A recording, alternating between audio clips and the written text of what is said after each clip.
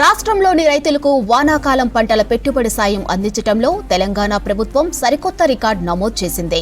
Record స్థాయిలో రాష్ట్ర ప్రభుత్వం రైతుల ఖాతాల్లో రైతు భరోసా డబ్బులు జమ చేస్తోంది. కేవలం 6 రోజుల్లో 7,700 కోట్ల రూపాయలు అన్నదాతల అకౌంట్లో వేసింది. 9 రోజుల్లో 9,000 కోట్లు జమ చేస్తామని ప్రకటించిన సీఎం రేవంత్ రెడ్డి ఆదేశాలతో ప్రభుత్వం ఈసారి వేగంగా రైతుల ఖాతాల్లో నిధులను జమ చేస్తోంది.